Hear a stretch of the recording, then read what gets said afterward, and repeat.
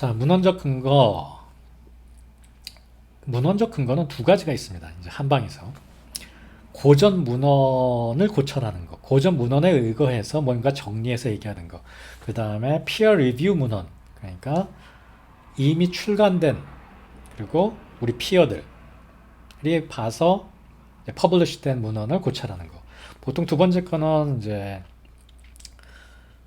두 번째 거는 좀 범위가 너무 넓은데요. 앞에 거를 포함할 수도 있고 하지만 뭐 실험 연구, 원저를 주로 얘기한다고 봅시다. 자, 이런 게 이제 고전에 바탕한 문헌적 근거들입니다. 이거 지난 시간에 누가 여기서 질문했었잖아요. 인삼의 성질이 차다고 배웠는데 어떻게 된 일이냐? 인삼은 찬지 안 찬지는 아무도 모릅니다. 근거를 가지고 얘기할 뿐이죠. 그런데 적어도 현대를 사는 우리보다 이 명나라 때 이시진 선생님이 우리보다 더 과학적이었던 것 같아요. 과학적이란 말이 마음에 안 드시면 현대 과학적이었던 것 같아요. 이거 보세요. 이시진 선생님이 이렇게 말씀하셨어요. 본초는 앞에도 이제 얘기가 나옵니다. 앞에 이제 신동본초경 이런 데는 미한하다고 나온다 이런 얘기가 나오고요. 뒤에 완소, 유완소, 성질이 따뜻하다. 고, 이건 이고를 얘기하겠죠. 이천, 환기를 득하고 감초를 득하면 감온, 그리고 대열해진다. 그 다음에 여기 이분은 인삼, 생용, 양하다. 그런데 끓였더니 따뜻하다. 여기 이분은 인삼은 감온하다. 따뜻하다. 다 출처를 밝히셨어요. 신기하죠. 인삼이 그냥 따뜻하다 혹은 온하다, 차다 그렇게 얘기하지 않으셨고 다 출처를 밝혀서 중립적인 태도를 취한 거죠. 이렇게 배를 만지고 있는 거죠. 근데 이걸 모르면 어떻게 보면 이렇게 굉장히 용감해지는 거죠. 역사를 이해하지 못하면. 그래서 우리가 출처를 꼭 밝혀야 돼요. 제가 이 인삼의 그 종자에 대한 얘기를 했었죠. 그래서 고려삼이 옛날부터 중국에 알려지긴 했지만 이렇게 전한시대, 신동봉청 시대 때는 당삼, 그 이후에도 당삼이 쓰였다라는 그 근거가 많이 있습니다. 왜냐하면 꽃 색깔도 다르고요. 인삼에 대한 연구들이 있거든요. 그래서 문헌적인 그 출처도 굉장히 중요해요. 이 신선생님 보면 다 출처를 밝힌 거예요. 또 명문이란, 이런 것도 명문에 대한 얘기도 많이 하잖아요. 학설이 굉장히 많습니다. 이게 다 출처예요. 난경이 출처고, 우단, 손일규, 조헌가, 이천, 장경학. 이천 스님, 장경학 스님 둘 다 너무나 훌륭한 선생님인데 의사학 속의 피겨인데 명문을 다르게 얘기했어요. 그럼 누가 맞고 누가 틀려요? 그리고 이천, 의학인문의 저자이시잖아요. 장경학 스님, 경학전서의 저자. 자궁이 명문이에요. 심포가 명문이에요. 각자 근거를 가지고 얘기하는 거죠. 사실 진리라는 것이 초등학교 때 배우듯이 이렇게 명확하게 구분되어 있지 않습니다. 그러다 보니까 근거가 점점 공부하면 할수록 근거가 중요해지는 거죠. 이런 논문들이 대표적으로 이제 문헌 고찰입니다. 요통의 원인, 그리고 침구 치료에 관한 옛날 문헌들을 다 조사한 거죠. 내경부터 조사했겠죠.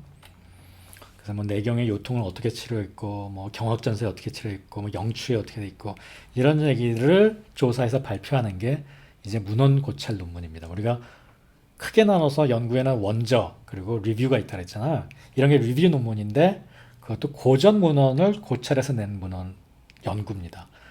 이런 것들은 보통 임상적 가치가 있는 게 아니라 의사학적 가치가 있습니다. 역사적 가치가. 그리고 이런 문헌 연구를 통해서 연구 가설을 설정하게 만듭니다. 옛날에 이렇게 나왔으니까 이렇게 새로 연구를 해볼 수 있겠구나 하는. 그 다음에 플러스해서 한방에 독특한 부분인데 대부분의 나라에서 오랫동안 사용된 한약, 뭐 유럽 같은 데는 허브라고 그러겠죠. 얼브에 대해서 독성 실험을 면제합니다. 왜냐하면 그렇게 오랫동안 쓰였는데 그렇게 좋은 증거가 어디 있어요. 그래서 경험의 축적, 그로 인한 귀납적 근거라고 볼 수 있습니다. 이거 중요합니다. 그래서 문헌에 있는 것이 단순하게 의사학적 가치만 있느냐, 귀납적 근거로서의 가치도 있습니다. 근데 그거는 또 실험을 통해서 증명이 돼야겠죠. 그래서 이건 동양만의 특징도 아니고요. 서양에도 수많은 경험적 근거가 있고 그것들이 현대에서 다시 연구되고 또 의사결정에 활용이 되는 거죠. 이 모든 연구는 의사결정이 중요한 목표죠. 만약에 여러분들이 이런 것들을 검증해 나가지 않는다면 저는 허준 선생님이 굉장히 화낼 거라고 확신합니다. 우리가 아직도 동의보감만 믿고 공부하고 있다면.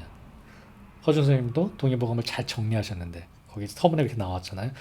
기존에 있는 책들이 너무나 허번하고 중국에서 온 책들이 잘못된 게 많으니까 우리가 또 그 작업을 해나가야죠. 여기 굉장히 중요한 얘기인데 이 라에넥 이 사람이 청진기를 만드시는 분이래요. 의사학적으로. 근데 이분이 되게 골 때리는 주장을 한 게 히포크라테스의 의학을 이게 19세기 초 18세기 말 그때쯤 될 거예요.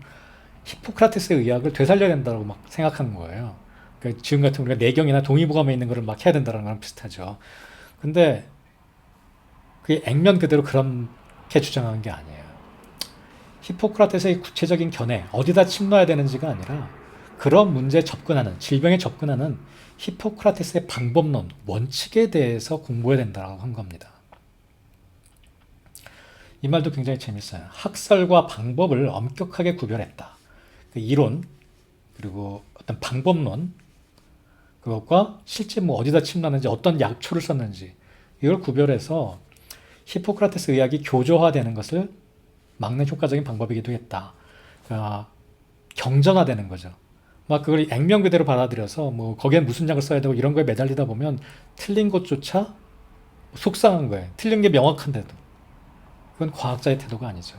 그리고 허준 선생님, 손사막 선생님, 이재마 선생님, 장준경 선생님 다 대표적인 과학자들이거든요. 그 전까지 있었던 한의학적 사고들을 때려 부수고 새로운 견해들을 제시했던 분들입니다. 그래서 아마 우리가 아직도 이런 교조적인 태도, 동의보감이나 이런 데에 대해서 교조적인 태도를 취한다면 가장 화내실 분이 저는 허준 선생님이라고 확신합니다. 저는 또 이 문헌적 고찰에 대해서 좀 아픈 기억이 있는데 그거 얘기만 하고 좀 쉴게요. 자, 여기 보면 종교인의 태도와 과학자의 태도에 대해서 얘기하고 있는데요. 과학자는 야, 여기 사실들이 있다. 알려진 우리가 조사한 사실들이 있으니까 우리가 어떤 결론을 여기서 뽑아낼 수 있는지 한번 살펴보자 라고 하는 게 과학자의 태도고요. 종교인들은 여기 결론이 있다. 이 결론을 어떻게 우리가 증명할 수 있을까? 이 만화로 보면 되게 어리석어 보이지만 제가 만나본 대부분의 한의사들이 이런 태도를 취하고 있습니다. 여기 한약이라는 경전이 있다. 이 사실을 어떻게 증명할 것인가? 그리고 그 사실이 증명되지 않으면 속상해해요. 증명되지 않아도 기뻐야 돼요. 왜냐하면 진실이니까요. 아, 이건 거짓말이구나 하고 찾아야죠. 마치 손사막 선생님이 오석산의 수은을 못 쓰게 하셨듯이. 굉장히 기쁜 일이에요. 이게 효과가 없다라는 걸 밝혀내는 것도. 그리고 효과가 있다라는 걸 밝혀내는 것도 기쁜 일이고요. 그게 과학자의 태도죠.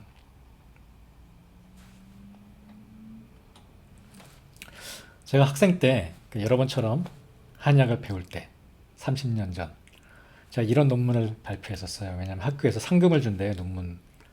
제가 상을 별로 받아본 적이 없는데, 제가 대학원 졸업할 때 우수 논문상 받았어요. 박사학위 논문.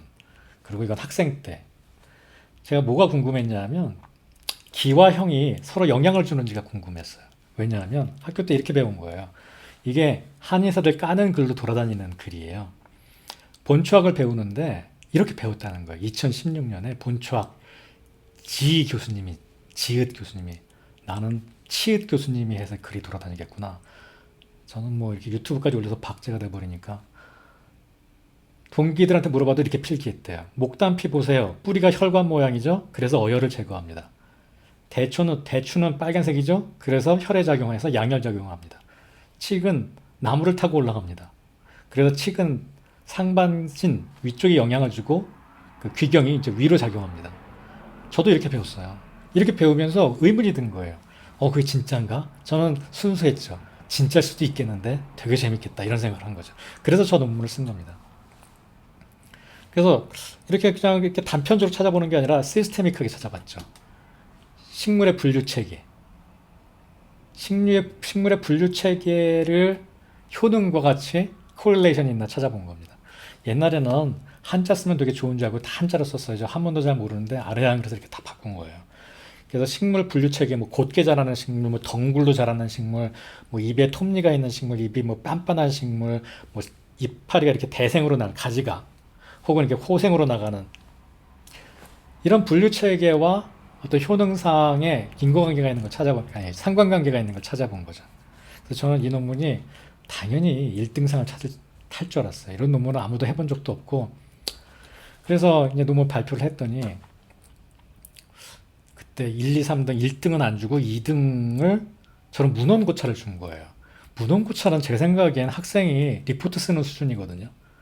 열심히 책 봐가지고 그거 정리해서 낸 건데 어떻게 이런 오리지널리티가 있는 연구를 3등을 주고 그 논문을 2등을 줬는지 제가 나오면서 너무너무 기분이 나빠서 밤중에 그 논문 발표를 하고 나오는데 친구랑 막 술 마시러 갔던 기억이 나요. 되게 속상했어요. 이런 어떤 좀 판약의 분위기가 있어요. 어떤 고전에 대해서 틀렸다라는 주장을 조금이라도 하면 안 되는 지금은 많이 바뀌었어요. 지금은 이렇게 한의대 친구예요. 본과 4학년이 제1저자로 국제학술지에 이 논문을 쓴 거죠. 그래서 제가 다닐 때 30년 전과는 정말 많이 달라지고 학생들도 많이 똑똑해진 것 같습니다. 자, 이걸 잘 이해 못해요. 사람들이 이게 그 세이건, 칼 세이건 맞아요? 그 사람이 한 말인 걸로 알고 있어요. Lack of evidence, 증거가 부족하다는 것이 그게 효과가 없는 것에 대한 증거는 아니다. 재밌죠? 근데 우리는 이걸 잘못 해석해요. 침이 효과가 있다라는 증거가 부족한 것이 혹은 어떤 한약이 효과가 있다는 증거가 부족한 것이 그게 효과가 없다라는 증거인 것처럼. 그래서 아직 연구 분야는 너무나 많고 우리가 해야 될 일이 너무나 많은데 한두 가지 연구에 막 슬퍼하고 효과 있는 것만 논문으로 나와야 되고 그래서 한약 논문은 100% 효과가 있어요. 우리가 뭐 사랑이라든지 뭐 감정이라든지 이게 증명이 되지 않거든요. 근데도 존재하잖아. 자, 여기 보면 여기 출처가 없잖아요. 자, 출처가 없으면 뭐라 그랬죠? 쓰레기라 그랬죠? 자, 쉬는 시간에 이상한 거예요, 이게. 칼 세이건이 에피커시에 대한 말을 했을 리가 없잖아요. 무슨 별 연구하는 사람이 효과에 대해 얘기했겠어요. 그래서 이상해서 찾아봤더니 칼 세이건은 이렇게 얘기했어요. Absence of evidence. 증거의 부재가 부재의 증거는 아니다. 훨씬 멋있게 말했네. 제가 이 말을 바탕으로 이건 제가 쓴 말 같아요. 구글에 찾아봐도 없어요. 출처도 없어요. 출처가 없는 거는 쓰레기인 거예요. 이게. 제가 하는 말이라서 믿으면 안 돼. 출처가 없으면. 이게 칼 세이건이 한 말이에요. 제가 쉬는 시간에 뜨끔해서 찾아봤어요. 무슨 칼 세이건이 에피커스 얘기를 했겠어요. 이 훨씬 그리고 포에릭하잖아요. Absence of evidence is not evidence of absence. 증거의 부재가 부재의 증거는 아니다. 치환돼서는 안 된다. 재밌죠?